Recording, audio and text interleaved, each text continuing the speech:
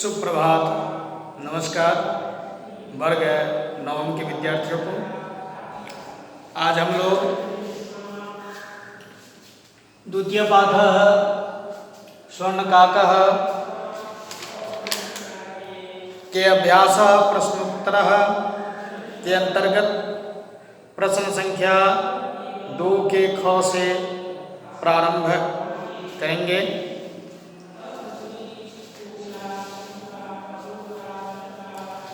प्रश्न संख्या 2 के ख में संधि करना है। संधि कुरुता संधि प्रकरण व्याकरण का एक अलग विषय वस्तु है।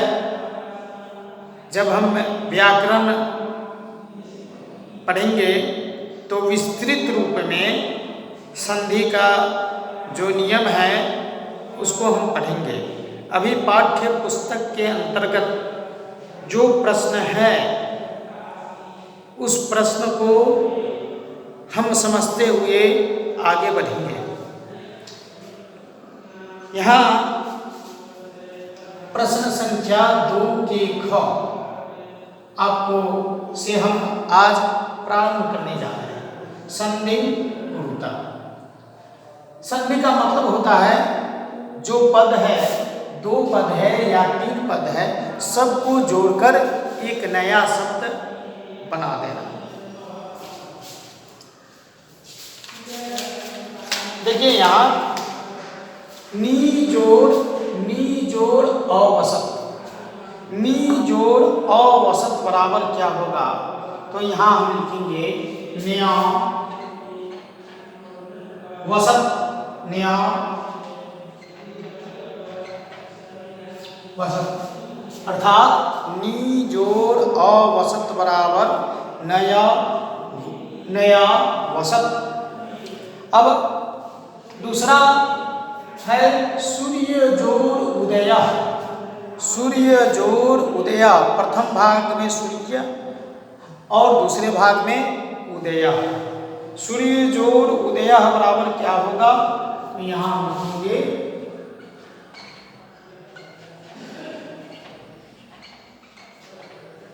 सूर्योदय। सूर्य जोड़ उदय बराबर सूर्योदय। तीसरा है वृक्षस्य उपरि। वृक्षस्य उपरि बराबर क्या होगा? देखेंगे वृक्षस्योपरि, वृक्षस्योपरि।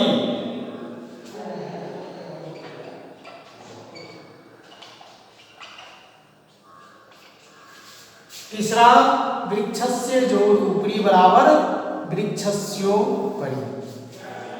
चतुर्थ है ही जोड़ अकार्यक। ही जोड़ अकार्यक, ही जोड़ अकार्यक बराबर क्या होगा? तो ही जोड़ अकार्यक बराबर होगा हेया कार्यक, हेया कार्यक। ठीक है, ही जोड़ अकार्यक बराबर हेया कार्यक। तो हमें हंत देंगे। ये पांचवा जोड़ है च जोड़ एकाकिना, एकाकिनी। च जोड़ एकाकिनी बराबर क्या होगा? चय का किनी, चय का किनी। ठीक है, आगे देखेंगे छठा इति जोड़ उक्त्वा। इति जोड़ उक्त्वा बराबर क्या होगा? इति जोड़ उक्त्वा क्या होगा? तो इति जोड़ उक्त्वा बराबर इतयुक्त्वा, इतयुक्त्वा।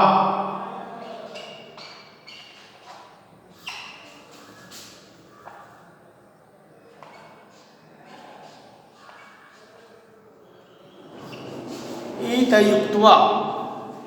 अब देखेंगे प्रति जोड़ अवदत। प्रति जोड़ अवदत बराबर यहाँ हम क्या लिखेंगे? प्रत्यु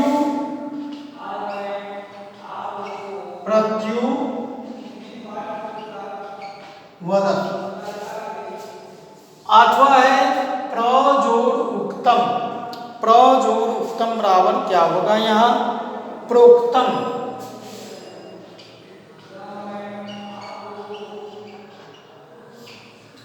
प्र जोड़ उक्तम बराबर प्रोक्तम।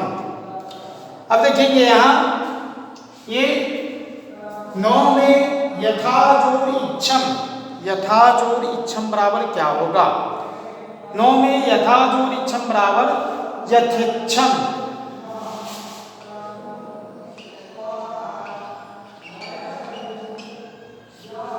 यथा जोड़ इच्छम बराबर यथेच्छम। 10 में दिया हुआ है तत्र जोड़ उपस्थिता बराबर क्या होगा?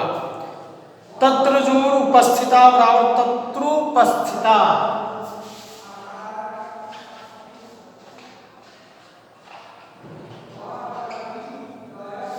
तत्रोपस्थिता। इस तरह से प्रश्न संख्या 2 के ख आपका समाप्त हुआ।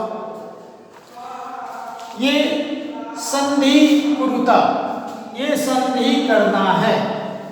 ये 2 पद है, 2 पद को हम एक पद में वर्ण विकार का विचार करते हुए उसको क्या है कि एक पद में बदल देंगे।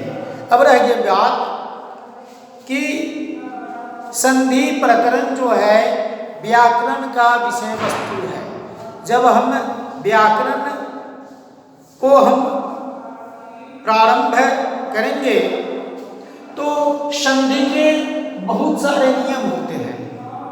कौन ये वर्ण जो है किसमें परिवर्तित होगा उसका नियम होता है। उस नियम को समझते हुए हम संधि प्रकरण में आगे बढ़ेंगे। जैसे यथा जोड़ इच्छम यहाँ जो देख रहे हैं, ठ में आ लगा हुआ है, प्रथम भाग में आ है और दूसरे भाग में रसई है। प्रथम भाग में ये 9वां में यथा जोड़ इच्छम है, तो यथा जोड़ इच्छम प्रथम भाग में आ लगा हुआ है और दूसरे भाग में हर्षई है। तो ये आ और हर्षई ये दोनों मिलकर यहाँ ए में परिवर्तित हो जाते हैं, बदल जाते हैं। अर्थात आ जोड़ हर्षई बराबर ए। ठीक है, आ जोड़ हर्षई बराबर ए। यथेच्छम यहाँ ए जो है आ गया है। ठीक है ना। उसी तरह से 10 में देखिए तत्र जोड़ उपस्थिता। तत्र जोड़ उपस्थिता है ना, यहाँ औ लगा हुआ है और यहाँ हर्षौ लगा हुआ है। ये हर्षौ है बराबर क्या है? ये औ जोड़ हर्षौ बराबर ओ होता है। औ जोड़ हर्षौ बराबर ओ, जो कि यहाँ पर ओ यहाँ पर आया है।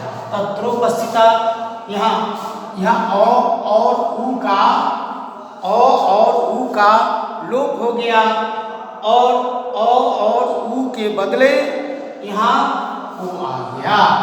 इस प्रकार संधि प्रकरण में बहुत सारे नियम होते हैं। संधि के भेद, स्वर संधि, व्यंजन संधि, विसर्ग संधि और इस तीनों संधि के पुनः उपभेद होते हैं। उस उपभेद के अंतर्गत बहुत सारे क्या एक नियम होते हैं। उस नियम को हम पढ़ते हुए संधि को अच्छी तरह से समझेंगे। फिलहाल आपके पुस्तक में जो प्रश्न है उस प्रश्न को समझते हुए हम आगे बढ़ेंगे। तो इस प्रकार प्रश्न संख्या 2 के ख आपका समाप्त हुआ। आगे का प्रश्न संख्या 3 है। देखिए प्रश्न संख्या 3 है, कैसे हम समझेंगे, कैसे बनाएंगे इसको देखिए। अस्थूल पदान्याधिकृत्य प्रश्न निर्माणं कुरुत। प्रश्न संख्या 3 में दिया हुआ है कि स्थूल पद, स्थूल माने क्या होता है? मोटा पद, है ना। स्थूल पद के आधार पर प्रश्न का निर्माण करें। ठीक है, देखिए ग्रामे 3 के क में दिया हुआ है ग्रामे निर्धना स्त्री अवसत, ग्रामे निर्धना स्त्री अवसत।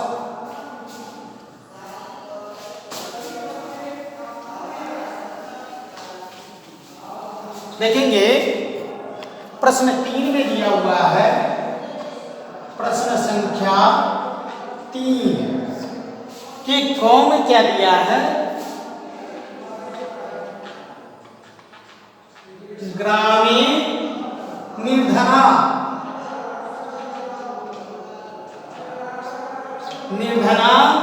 स्त्री अवसत।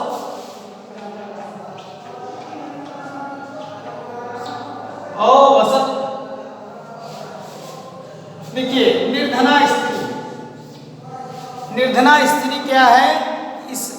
इस प्रश्न में निर्धना स्त्री क्या है कि स्थूल पद है, स्थूल पद। इस स्थूल पद को हमको हटा देना है और इस हटाए गए पद के बदले हम कौन सा ऐसा प्रश्न सूचक शब्द लिखेंगे जिससे कि हमारा यह वाक्य प्रश्न में बदल जाएगा। सर्वप्रथम इस वाक्य का हम हिंदी अर्थ समझेंगे। बिना हिंदी अर्थ समझे हुए आप इसको नहीं बना सकते हैं, तो हिंदी अर्थ समझेंगे, इसका लकार समझेंगे, लिंग समझेंगे। तो निर्धना स्त्री कौन सा लिंग है? स्त्रीलिंग है। या और यह वाक्य किस लकार में है, किस काल में है? तो यह वाक्य जो है लंग लकार भूतकाल में है, लंग लकार भूतकाल में है। इस वाक्य का हिंदी हुआ कि गांव में निर्धन स्त्री रहती थी, गांव में निर्धन स्त्री रहती थी। अब निर्धन स्त्री के जगह पर हमको प्रश्न सूचक शब्द बनाना है, तो यहाँ पर हम क्या देंगे? देखिए इसका हिंदी भी हम लिखते हैं गांव में निर्धन स्त्री रहती थी, गांव में निर्धन स्त्री रहती थी। निर्धन स्त्री स्त्रीलिंग है तो क शब्द का रूप चलता है। क माने होता है कौन के लिए, है ना। अगर स्त्रीलिंग है तो का देंगे, अगर पुल्लिंग रहता है तो कह देते हैं, और नपुंसक लिंग रहता है तो क्या देते हैं? कंग देते हैं। तो यहाँ क्या लिखेंगे, है ना, निर्धना स्त्री की जगह पर का लिख देंगे बस। बाकी जो है हम ज्यों का त्यों उतार देंगे। आपका यह वाक्य जो है बन गया, आप अर्थात इस वाक्य को आप हल कर लिए। देखिए इस तरह से प्रश्न ख, स्वर्ण काकन निवारयन्ती बालिका प्रार्थयत। तो स्वर्ण काकन के जगह पर हमको देना है कंग लिख देंगे। सूर्योदया पूर्वमेव बालिका तत्रोपस्थिता। प्रश्न ग है सूर्योदयात पूर्वमेव बालिका तत्रोपस्थिता। सूर्योदय से पहले वह बालिका उपस्थित हो गई थी। सूर्योदयात कौन विभक्ति है? पंचमी विभक्ति है, अपादान कारक के पंचमी विभक्ति के एक वचन में। तो क शब्द के पंचमी विभक्ति अपादान कारक के एक वचन में कस्मात होता है, कस्मात लिख देंगे। क शब्द का रूप आपको याद करना होगा। बालिका निर्धन मातु दुहिता आसित। प्रश्न घ में है बालिका निर्धन मातु दुहिता आसित। लड़की गरीब माता की बेटी थी। निर्धन मातु के जगह पर क्या लिखेंगे? गरीब माता की। षष्ठी विभक्ति एक वचन में है तो क शब्द के षष्ठी विभक्ति के एक वचन में कस्या होगा। बालक किस माता की बेटी थी? प्रश्न अंग देखिए, अंतिम प्रश्न है 3 के अंतिम। लुब्धा वृद्धा स्वर्ण काकस्य रहस्यम भी ज्ञातवती। अब स्वर्ण काकस्य है, स्वर्ण काकस्य कौन विभक्ति आएगा आपको मालूम है? यह षष्ठी विभक्ति संबंध कारक एक वचन है, तो क शब्द के षष्ठी विभक्ति संबंध कारक के एक वचन में कस्य होगा, है ना। इस प्रकार आपका यह प्रश्न संख्या 3 समाप्त हुआ। आप सभी विद्यार्थी गृह कार्य के रूप में इस प्रश्न को अपने फेयर के कॉपी में समझते हुए सुंदर अक्षर में लिख लेंगे। आगे हम कल जो है प्रश्न संख्या 4 से आगे बढ़ेंगे। धन्यवाद।